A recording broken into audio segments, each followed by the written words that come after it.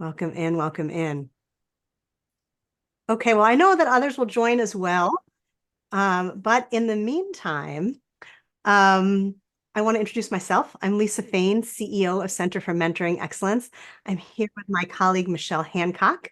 Michelle's waving at you. Welcome to our National Mentoring Month series with longstanding mentoring pairs. This is our second year of doing this series, and every time I talk to mentors and mentees who have been in some kind of relationship, whether it's been mentoring the whole time or not, for a long period of time, it is always incredibly meaningful and impactful, and I learn something new every time, and I know you will this time as well. Okay, so without further ado, let me introduce our mentor and mentee today. And we'll start with Robert Wilson, who is the mentee. A native Memphian, Rob obtained his bachelor's degree in biology from Rollins College and his JD with a certificate in health law studies from St. Louis University School of Law. He was a partner with the Bogatin Law Firm before he went in-house, first as senior director of legal for the biotech research company GTX Inc., and since 2019 with St. Jude Children's Research Hospital, where he's the senior associate counsel. Outside of work, he enjoys family church and college basketball. And his mentor, Thomas Martin. Tom Martin serves as the executive in residence in the Department of Communication at the College of Charleston in Charleston, South Carolina. He was named to this position, which is really the first of its kind, in 2007. In this role, Tom works to enhance the relationship between the communication department and the business community and to help students successfully launch their careers. I'll tell you a little bit more about Tom, although there's much more to tell than I'll be able to cover in this introduction. But in 2023, he founded the Martin Center for Mentorship and Communication, which helps inspire and develop a future generation of leaders and mentors among today's outstanding communication students, and to foster more robust relationships between those who educate and those who practice in the communication field. He retired in 2007 from ITT Corporation, where he was Senior Vice President and Director of Corporate Relations. And he joined the company in 1996. There, he was an officer, a member of the company's executive council, and responsible for worldwide brand and reputation management, PR, employee communications, government affairs, corporate advertising, community relations. Just a few more things. He served as the Page Society, as a trustee of the Page Society, which is a membership organization for senior corporate communication executives, and was one of the founders of Page Up, an affiliated organization for rising leaders in the profession. He's received the Milestones in Mentoring Legacy Award from the Betsy Plank Center at the University of Alabama, which is given to individuals who have touched the lives of countless public relations professionals over the course of their exceptional careers.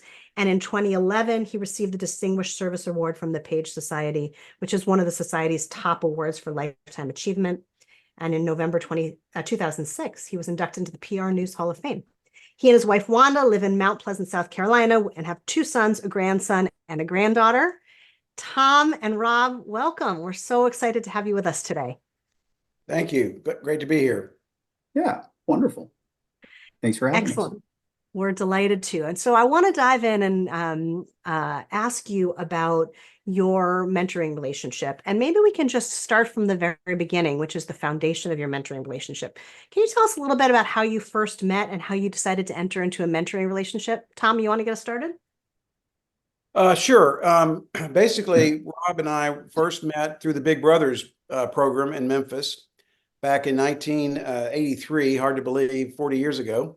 But that program, I think many of you probably know, is a mentoring type program. It matches young people with older people. At that time, I was about 30. I guess I was 30, and Robert was just 12 years old. He'd not yet turned 13. So we were matched in that program, and it was a formal mentoring program. You basically agreed to meet with your little, as we call them, once a week. And the program lasted, could last as long as you wanted to, but you were supposed to age out, if you will, when the young person turned 17. So I was matched with Robert for those 4 years, but then when he turned 17, we just kind of kept going, and here we are 40 years later. Wait, this thing's over? Oh, sorry. And at that point, 17-year-old boys can be hard to pin down. So how is it that you decided at 17 that this was a relationship worth continuing? I'll let Rob answer that. Well, I we'd gotten so close and he had shared so much. It was certainly great value, but we'd kind of just become extended family, and he was my best friend. And um, it never occurred to me that we wouldn't keep it going. So How did it change? How did the relationship change once you finished the formal program and kind of went on with your adult lives? I think Rob really hit. I mean, it didn't really feel like a mentoring relationship at that time. It just seemed like he was part of the family. He had been an usher in my wedding, and I went to his high school graduation, and then he got into college, and I followed him in college, and went to his college graduation, and went to his law school graduation. Every significant milestone in our lives, we've been there for each other, and both good and bad. We've certainly faced down times, and we've lost family members and things like that, and we've been there for each other when those things have happened. But I think it just changed as life changes, and as the different stages of life evolve, our relationship evolves. So it's been great that way. How do you switch hats from the friend hat to the mentor to the mentee hat, or do you, or does it all just sort of blend together? I mean, do you ever have a conversation where it says like, I need some mentoring right now, right? Before you get on to the other things? How's that look? You go, Rob. yeah, sure. Well, I think there are definitely times where I have something that comes up that's a career decision, or something comes up at work, and it's always nice to know, hey, Tom and we actually have a monthly one-on-one, a Saturday morning set time that we get together, and it's kind of like, hey, this is something I could put on that list. I could certainly reach out to him at any time in between, and we do that periodically, and sort of have other calls. But it's like, hey, I'd like to bounce this off somebody, if it's a promotion or changing something or whatever it is. So I think at that point, it's more like, hey, instead of Tom, as we've become sort of extended family over the decades, it's more of, oh, hey, this is something I want to bounce off him that's, more like career wise or something like that. So, Mm. And it's really a two-way street. I've gotten as much advice and counsel from Rob as I've given. I mean, and that's really true. That may seem strange, but over the years, there have been many times when I've faced my own challenges in life, and I've gone to Rob and we've talked about it. And I remember when my youngest son, Cyrus, had to have brain surgery at the age of 17. It was a very traumatic and trying time for our family. And I leaned on Rob heavily at that time. I needed emotional support, and he was there during that very stressful period. Thankfully, my son was successfully operated on. He's did fine, and he's now 35 himself and is doing great. But that was the kind of thing where sometimes I needed help, and Rob was there for me in those moments. I love that. Rob, can you think of a specific time where something you learned from Tom has, made a real difference in the decisions or the course of how things played out in your life? yeah, definitely. There are certain things that Tom, when I was a teen, he would kind of impart to me, and it's sort of that voice of experience of life lived. And there are things that have stuck with me over my path going through school and into career. And then now we have sets of interns that come through my workplace, 3 times a year, and there'll be a set of 3 or 4 of them. And I may only have an intro conversation and a couple of brief conversations with some of them. And then others, we may work on projects. They may ultimately get hired. And, I know them a long time, but there's sort of a couple little snippets that I always try to lace in that are sort of the Thomisms that stuck with me and have worked well for me in life. And, as that teen, a couple of things that he really focused me on was, starting to think, okay, teen, with the background that you've come out of, let's start thinking about setting goals in life and where are you heading and what's your direction? What do you want to accomplish? And he really encouraged me to not sort of just follow the mold of everybody else from school or in my set and do what everybody else is doing, like looking for the biggest paycheck or, just trying to be another fill in the professional blank, but to really take note of the things that I had interest in and that sparked a passion and that I enjoyed doing in my studies and then also in careers as I got exposed to different things and to follow those leads. Because as he would tell me, you're going to spend the majority of your waking hours doing what your life's vocation is. So you really should enjoy it. And if you do that, then the rest will take care of itself. So that's something that really has been sort of part of my journey that I don't know that I would have followed biology and genetics into health law, but for that type of keep your eyes out and follow the path that Tom kind of instilled in me. Another pairing of the advice that he gave me that I try to lace into conversations with other folks is to also think about who you're going to be working with, not just where or what you're doing. And yes, we all need to get that resume value or that first job that may leave the most doors open to us, but that we really want to like and appreciate and value the people that we work with. Because again, we're going to spend a lot of our life with them and they're people that we're in a trust relationship with and things that are important are going to happen with. So to really pay attention to the character and the personality of the people that you're with to make sure that you're working with somebody that you want to be with and that'll be a good work partner over time. And that's benefited me because I've been able to land in some wonderful places with some wonderful people. I love that. Well, Sean is curious in the chat whether you have started mentoring anyone, Rob. Yes. So I mentioned these interns that come through, and some of those are shorter term things. Our bar associations at the national level and the local level, I've done some mentor things with them as well. And nothing is as long standing as what Tom and I have had. I actually thought about becoming a big myself when I moved back to Memphis in '99, but I was so busy being a new associate at a law firm and starting my own family and all that sort of thing. I wound up doing pro bono work for Big Brothers Big Sisters because I figured that was the best way that I could kind of give back to them with my time, and did that for 9 years. But so I'm always kind of on the lookout for something, but things like this and questions like that remind me that I need to be intentional about. And because we'll get into some of the other questions later that may circle back into that.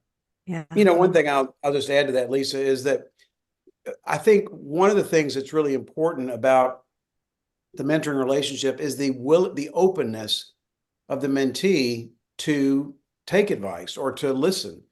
And I'd love to take credit for all the wonderful things that Robert does, but he's a wonderful person on his own and would have been, I think, whether or not I was in the picture.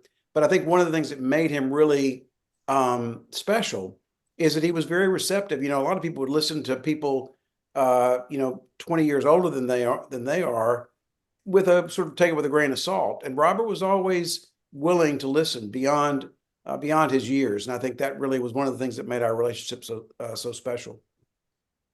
How has the relationship evolved over the years? Well, I mean, it certainly has changed. I mean, we both, when I met Robert, it was before I was married. Since we were matched in '83, I got married the year after that. As I said, he was an usher at my wedding. 2 years later, my oldest son was born. That changed things. Interestingly, Robert became something of a big brother to my sons. He was about the same age, about as that much older 17 than years. I was. So it was all we've all been spaced. It's like I was 17 years older than he was, and it went from there. So he really served as a wonderful role model and an influential person for my two sons. So that certainly changed things. His role became a little less the little and a little more the big, if you will. And then Robert, got married himself. I was his best man. I was honored to be his best man in his wedding. My sons were ushers in his wedding, so the full circle. And then as he had his two daughters, that changed the relationship again. And now he's a father, and so I think and then I became a grandfather. So it's just we through all these different stages of life, it's been interesting how it has evolved, and I think it's continued to grow. Yeah. Mm. I'm curious, we talk a lot about learning at Center for Mentoring Excellence because learning is the purpose and the process and the product of mentoring ultimately. And so I'm curious what you have learned about yourself, what each of you have learned about yourselves through this relationship. Why don't you start, Rob? Okay. It's what I had to learn about myself, but I think it's something that we all as human beings have to learn about ourselves. And that's that sometimes you got to live it to learn it. There were a lot of times that Tom tried to warn me what not to do as a teen or as a young adult. And if he had it to do over, what choices to try to impart that kind of knowledge. And there are a number of things that I still, despite the good advice he provided, I still made the mistake. And but you do sometimes have to have that life experience for it to really set in and for you to understand, oh, wait, that wasn't the smartest thing. Oh, wait, there's consequences to making stupid decisions. But I think from that, I learned a bit about persistence. I didn't know how persistent I was, and that was one of my strengths, and that I could get back up and get in the saddle and keep going forward. But really, the fact that Tom and others in my life had told me lessons about what direction to go to and the type of vision to try to have and what would be the wise thing to do, even if I made that mistake, when I was getting up off the ground, I wasn't just, dumbfounded and didn't know what to do. It was more like, okay, I made this mistake. They told me not to do this, but now I know the direction that I'm supposed to go in. So I could get back in the saddle and go and actually know why and where I was going. And so I think that was something that I learned about myself and about, just sort of life in general. But I'm very thankful for Tom and everybody in my life who's tried to set me on the right path. I love that. I love that. You got to live it to learn it. And I'm guessing, given the strength of the mentoring relationship, that you didn't go back to Tom and get an "I told you so." You went back to Tom and got a "huh?" and discussions about that too. So that's really great. Tom, how about you? What have you learned about yourself? Yeah, I mean, one of the great gifts, one of the many great gifts Robert has given me is he gave me a chance to practice parenting at a young age before I was actually a father of my biological sons. And so and there were times where it was stressful. I remember we took a trip down to Gulf Shores. Actually, I'd been matched twice in the Big Brother program, but the previous young person had moved away, and so our match had ended. But he came back to visit for a summer, and so I took Robert and the other kid down to Gulf Shores, Alabama, thinking, okay, we'll have just a little guys' weekend, right? We'll have And a blast. they were 14. And they tried my patience significantly. We quickly bonded on, we both knew how to push his buttons. And since we both could take turns doing it, there was this bad scene. It was a stressful time. But what was great about it in retrospect, not so much, didn't feel this way at the time, but it really helped me learn how to be more patient as a father. And so when my own sons, my biological sons were, in teenagers, I sort of harkened back to that little voice in my head said, remember, and it helped me be a little bit more patient maybe than I might have been otherwise. So, but I've learned a lot, from Robert, and he's changed me in many ways. He's a wonderful, caring human being, and I think anybody who's around Robert for any length of time knows that he's someone that you can always count on. He's always there for all of the people in his life. And it's been inspirational to see that. That's very sweet of you to say, Tom. And of course, it's been modeled for me. So it's great. You got, I building on, you've got to learn it to live it. It's also, you got to see it to be it. And it sounds like you got a little bit of that as well Mhm. from seeing the modeling. So that's really terrific. What have you learned about mentoring? I know, Tom, you spend a lot of your time now thinking and practicing in the mentoring space. From living in a mentoring relationship, what have you learned about mentoring? You know, the biggest thing, and it's not just from our relationship with Robert, though that's a part of it, but we've also been doing a lot of research more recently with the Martin Center, because it's a center dedicated to mentoring. And one of the things I think that I've learned through the process is that a lot of the responsibility for a successful mentoring relationship rests on the mentee. It really does. And that can be a daunting responsibility for someone who's young and maybe not as experienced, not as seasoned. But the reason it's so important for the mentee to take that responsibility is that they have to gain the confidence to approach the mentor, to make contact, to follow up with the mentor, to make sure that they're getting the most out of the relationship. And the mentors, you know this well, Lisa, the mentors are doing this because they want to, but they are also busy people in most cases. I was certainly a busy person, but Robert, if he needed me, would reach out, and when we were together, whether it was physically together or on the phone or whatever, he was receptive to the kinds of things I was talking about. And so it's not that every one of our conversations was a teaching moment, because certainly a lot of them were just living.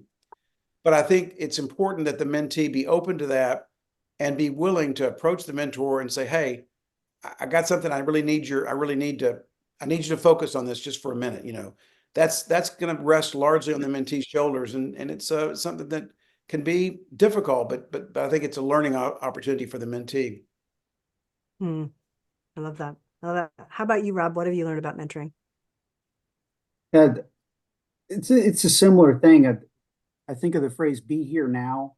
How they tell you to be present in meetings and not like on your device or distracted and trying to multitask in a bunch of different ways. And I think it's the same thing for somebody as a mentee or even as a mentor, is to say, "Hey, this is a serious commitment, and I need to be here and I need to be present and awake to it, intentional about it."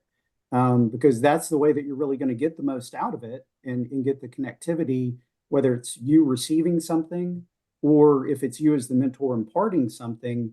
You need to really make that connection and not be distracted and allowing the busyness of life to kind of take it away from you. And that's sort of on some of the longer term relationships or in more of a career professional setting. It's to be strategic about it and to block time on your calendar. And like we have our monthly one-on-one, to have a set time where you're going to come together so that you can have sort of a list of things that you want to touch base on that you can kind of save up. And then when you have that time, make the most value out of it. Hmm, yeah. It's a really good point. And I think that one of the things, Robert was the one who actually initiated that monthly call, and because both of us found that we're busy, life gets in the way, and 2 months would go by, 3 months would go by, and we hadn't really had good contact. And so he said, "Look, why don't we just agree to meet every month, on Zoom, and have a conversation?" And I said, "That's a great idea." So sometimes he's the one reminding me, sometimes I'm the one reminding him, but it takes, and I think that's even after a 40-year relationship, it takes that commitment to some sort of regular cadence for this to work. And I try to tell a couple of my students are on this program, and I tell them it's important to establish a regular cadence of communication, whether it's a text every week or a Zoom every 3 weeks, or whatever the cadence may be. Because if you don't do that, just life gets by you, and suddenly you're 6 weeks have gone by and you haven't talked to each other. So I think that's really important. Yeah, for sure. People are always surprised when they ask me what's the number one predictor of ongoing mentoring momentum. And it is exactly what you're talking about. It's so simple. It's always having the next meeting date on the calendar. It's so simple and it's so true, because otherwise you end up with the fizzle. We're all busy people with busy lives. Um, uh, Excellent. And anything you would change if you were to start over again in this and with this mentoring relationship? Anything that you would have done differently? You go, Rob. I don't know. It's turned out pretty well. So it's kind of hard to say. Less torture on the camping. Less torture on the camping trip. That's right. No, I mean, I think, look, I could not be any prouder of Rob than I am. He's lived a wonderful life. You know, he's raised two daughters who are wonderful. He's got a great partner and Kathy, his wife. You know, I'm enormously proud of him, and he really is as much like a third son as I could ask for. And you know, we say that some families are biological and some are by choice, and Robert is really by choice, and it's been a great relationship. There's really nothing I would change. I'm blessed that he entered our lives at the age that he did. I'm blessed that we've been together as long as we have, and I look forward to many years to come. He was part of the celebration of my 70th birthday this past summer with my two biological sons and my cousin Ryan, who's actually on this call as well. And the five of us were out in Colorado having a good time. And, you know, it wouldn't have been the same without Robert being there. So he's really he's embedded in our family in a wonderful way. Fantastic. Well, you've shared a bunch of what you appreciate about each other already. Anything, anything else you want to share about what you appreciate about your mentoring partner? Rob, I'll ask you to go first. Well, just Tom's DNA, his innate desire is to help other people. And it's who he is. Everybody who meets him, his students, me, I mean, everybody, he wants to figure out what he can do to help you and how he can pour in, if he can make connections. And, you know, there's not that many people that are just wired that way. Like genuinely, that's just who he is and what he wants to do. He wants to help. And that's what I really admire and appreciate about him. I mean, I've been a fortunate recipient over the 40 years that he's poured so much into me in my life. But as I look at what all he's done at College of Charleston and with the Martin Center and all the different, Page Society and all the different things that he's done, you can just see this body of work that just follows him throughout his life. And, I'm just really proud of him for all he's accomplished and the difference that he's made in so many lives, not just in mine. Well, you're kind to say that, Rob, and obviously the same is true, and the same can be said of you, and particularly the impact that you've had on Seth and Cyrus, our sons, and not just on our two sons, but really on everybody that you come in contact with. I mean, I compliment you behind your back many times to people and talk about how wonderful you are in the way that you do care about other people and show that care and concern in meaningful ways. So, it's been a great relationship. I think we've helped each other become better people. And, what I would say to anybody considering becoming a mentor, are you going to have a 40-year relationship that's been as wonderful as this one has? Maybe not. But what you will do is you're going to have an influence on someone that could make a big change in the trajectory of their lives, and careers. And so I think for anybody who wants to have that kind of positive impact, you can't do better than to be a mentor to someone, because the needs are great. The number of young people out there who need that kind of help and direction is unending. And so, I would just say to anybody considering becoming a mentor, give it a shot, because the rewards are plentiful and the need is really amazing. I love that. Rob, what would you say to anyone considering being a new mentor? As a new mentor, make space for it. It's important. Don't overload it. It's not like this person is now your responsibility and their fate is in your hands. I mean, it can be as simple as, hey, we're gonna meet monthly and I'm gonna share some advice and that sort of thing. But to realize that the life that you've lived and the experience that you've garnered is of great value to those of us that haven't come that far, whether it's in a career setting or in a personal setting or whatever it is. So you really can make a real difference in somebody's life, and it's certainly worth doing. So whether you think of it as paying forward or doing good or making a difference, it really is something that I think is, I don't know if it's a lost art in our society. There used to be a lot more of it, but I'm very thankful to you all for having this series and for the center that you're putting these resources out there and helping get people talking about it and sharing the good news.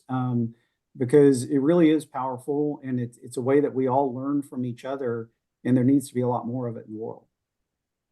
That's great. I love that. Well, before I ask you about your advice to new potential mentees, I just want to draw on the collective wisdom in the room and ask the folks who are joining us live today to share in the chat what advice you might have for new mentors as well. It's always good to hear from the folks who are joining. So feel free to type that in the chat, advice for new mentors. Either something that you've heard or something that you've learned through living it, because we learned from Rob that you got to live it to learn it. So maybe it's something that you've lived as well. Look forward to seeing those. And also be thinking about your questions for Tom, for Rob, for me, or for me as you go forward.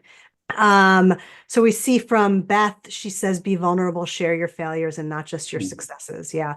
In fact, I was talking to somebody just before this, Beth, who had a really hard time opening up to her mentor initially. And she said there was really a shift. And I said to her, well, what was the shift? She said, my mentor came in so confident and she's so accomplished. And one time out of the blue, she was just telling me about the struggle that she had a few years ago, and it just made such a difference in my willingness to connect with her. And I hear that over and over again. So that's excellent advice. Yeah. Terrific.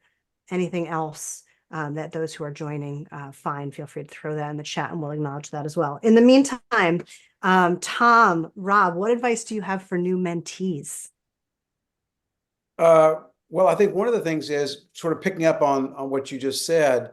It's fun. It's okay for a mentee to ask their mentor, hey, can you tell me about a time when you made a mistake and how did you overcome that? Sometimes it takes a little prompting to get the mentor to think about, oh, well, okay, let me talk about that. I'll tell you something I did I felt so stupid, but here's how I overcame it. And I think that kind of honest dialogue is really important, because it is true that mentees are often very intimidated by their mentor. And these are people who are usually older, or often older, more seasoned, or more experienced, whatever. And they're sort of like this, they have this patina of perfection around them. Well, guess what? We're all human. I've made mistakes. Everybody makes mistakes. So it's important for the mentor to acknowledge the times when they've screwed up, so they become more real to the mentee. But it's also important for the mentee to engage them on those kind of things and be not feel intimidated to be able to say, well, I know you've done really great in your life, but I'm sure in the early days, there must have been times when you faced what I'm facing. Can you tell me about some of those, that type of thing? Yeah, absolutely. Rob, your thoughts? On new mentees, again, that sort of be here, you get out of it what you put into it. So be present and intentional about it. But also, I'd say don't overload short-term expectations. Meaning, don't think, hey, I'm going to go have lunch with somebody twice and it's going to change my whole career path. The Tom and my relationship is very long, and I think for it to get value out of things and to really share experience and to learn from somebody, it takes time. It's not just going to be a quick hit meeting and now you know the things to do and not do, and it all changes. And instead, I think it's a steady pace. It's a thing that evolves over time, and you have to internalize it and pick up on things and then go practice it and live it out. And then as you do that, you grow and you come back with new questions and refine things. So give it time and patience. Yeah, for sure. For sure. I mean, look, the mentee is not there just as a receptacle for the wisdom of the mentor. There really is this reciprocity. There is this doing, there is this action piece that makes for really, really deep mentoring relationships. Casey adds another tip for mentors, which I think is true for mentees as well. It's about being vulnerable and willing to share about yourself on a personal and not just a professional level. Yeah. Agreeing with your mentor on scope and also being willing to be fluid about that scope of the things that you discuss is so important. And Marin says, the point I'm hearing over and over again is that the mentor is not a coach who's telling the mentee what to do and how, that the mentee is actually responsible for setting the direction, and the mentor may or should also learn things along the way. Absolutely. We get a lot of questions, actually, Marin, about the interplay between mentor and coach, and I'll talk about that in a second. But one of the excellent points that you make here is that the mentee really has to be responsible for driving their own learning. And as a bonus, the mentor picks up stuff all along the way, additional perspectives, understanding of what value they bring. The satisfaction of a relationship is a really important one, but it's only one of many, many, many things that the mentor picks up along the way. And Ryan says, for mentor and mentee, be able to both provide advice and to listen. Yeah, absolutely. Absolutely. The mentor coaching thing is really interesting because one of the maxims that we say very often is that all mentors are coaches, but not all coaches are mentors. And I think what we mean by that is that coaching is a skill that mentors use, right? But coaching by itself is not reciprocal. Mentoring has that reciprocity. A coach, if you hire me as your coach to help you craft a vision, and I show up for the session and I say, I don't have anything, what you got? You're going to say, why did I hire you as my coach? But the coaching skill, as a mentor, you're not necessarily expected to bring your toolbox. As a coach, you bring your toolbox. Mentors bring the toolbox of their life. They bring great coaching questions, but ultimately there is that back and forth of the long-term relationship. So some overlap in mentoring and sometimes even being a sponsor. Yeah, absolutely. Absolutely, Marin. Sponsorship is about championship. And these are all really kind of like sisters in developmental roles, two-way relationship. Yeah. Thank you, Cheryl. One of the things, Lisa, that I encourage our students to do when they're in mentoring relationships is I say, don't go with your hand empty, go with your hand full. And by that I mean, there's a lot of knowledge that our students have because of their age and stage that mentors may not have.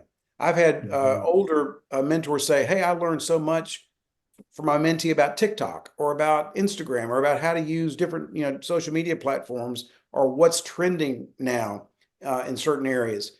And that's important. They have things to offer the mentor. And so I said, look, send them when you see something interesting, an article, a video, whatever, send that to your mentor and just say, hey, ran across this, thought you might find it interesting. And that way you're not always going with your hand empty, waiting for it to be filled, Yeah, I love that imagery. That's really, really powerful.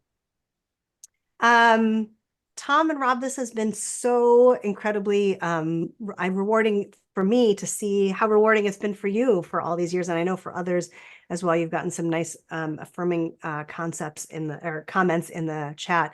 Any final thoughts that you want to share about this long, meaningful, and continuing mentoring relationship that you've shared? Robert, you take it. I don't know. It's been a joy today to be able to reflect on it and to think about all the great things that have come out of it, and looking forward to the next 40 years. But seriously, I mean, it is a great relationship, and the friendship and love that we share. Looking forward to that continuing, but glad that we're able to come here and join in the conversation today and share some of the bright spots out of it. And really, seriously, really appreciate you guys putting these resources available and making these conversations happen. We love to do it. To add that in today's world, we're seeing polarization and division and consternation at levels maybe we haven't seen ever, I don't know, in a long time. And I think in a time like this, it's more important than ever that those kind of meaningful relationships between mentors and mentees in whatever fashion, whether it's a formal relationship or an informal one, that kind of passing along generational knowledge is probably more important now than it's ever been.